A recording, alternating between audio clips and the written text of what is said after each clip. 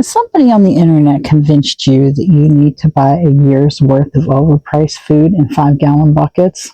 Today, we're going to talk about how that's nonsense and how we do practical and affordable food storage instead.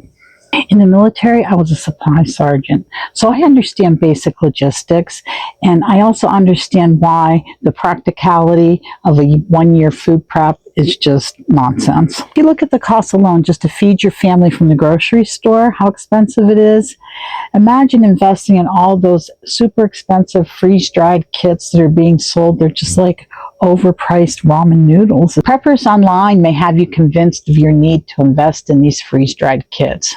Don't buy into the bull crap. These are the most expensive calories that you can buy. They are priced for fear and not nutrition. Even if you could afford a whole year's supply of food, do you realize how much space that would require?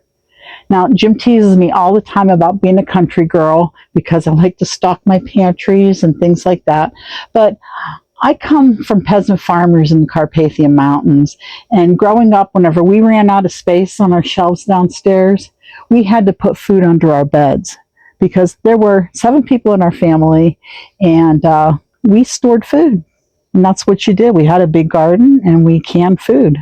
If you want to store food, you're definitely going to need a plan for moisture control and pest control. For moisture control, we just run a dehumidifier at 50%. And for pest control, we do our long-term storage. We put them into the Mylar bags.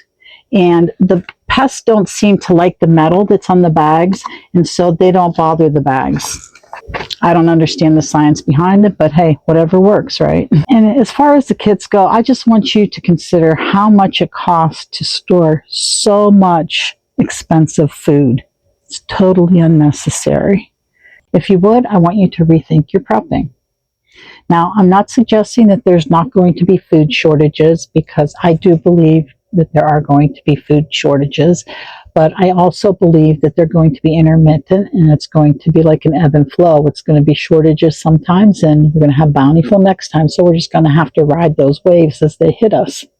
Stick with the basics, like the grains, the milk, things like that that you can get on the cheap.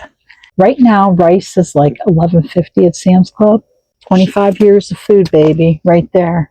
Instead of investing in number 10 cans of freeze-dried food, consider investing in some core things. Rice, oats, wheat, cornmeal, milk. Things that will hold you over. Things that you can store on the cheap.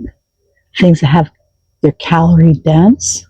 They don't take up a lot of space. Things that you eat every day. Now, I get that these aren't exciting. These are the backbone of my prep, and it's not because they're exciting, it's because they work. Cheap calories. Here we have our pantry, and then we have our garden to supplement our pantry for the wintertime with the food that we preserve. This is wealth without dropping a ton of cash. So here's where I think most people get it wrong. Most people look at tomatoes and peppers and fruits and herbs as items to stockpile, but they're not. They're perishable. They spoil fast, and they're very labor intensive. Instead, I want you to adopt a food supplementing mindset. It's taking what you already have in your pantry and stocking up with a little bit of that, plus supplementing with what you have in your garden and preserving what you can. Grow what's already in your kitchen, because if you stockpile food that you don't eat, it's just wasted shelf space. Now, folks, this isn't about some doomsday prep fantasy. It's simply about preserving food and not wasting the harvest. If you think about it, this is essentially a victory garden mindset with a little bit of my ancestral knowledge passed down to me. This isn't a survivalist logic, because I don't do fear marketing. I'm simply saying to stop thinking that food security is about one big stockpile. It is about a ton of boring, small, sustainable inputs, slowly, not one great big huge move. You have a garden size to what your family can use. I mean, that in itself is priceless. And I also suggest that you preserve your surplus instead of investing in all those number 10 cans of overpriced empty calories. Stop thinking about the year in the bucket pipeline dream. I mean, get that out of your head. Instead, think about stocking your basic pantry, having a full pantry, making yourself a garden space that you'll actually use, and learning to can all that food and preserve all that food that you grow. Ultimately, I hope I accomplished my mission and I got you into more of a food independence thinking mindset in ways that you can actually afford that and something more realistic. And I got you away from this fear independence of these buckets of food, freeze-dried food that you're never going to eat.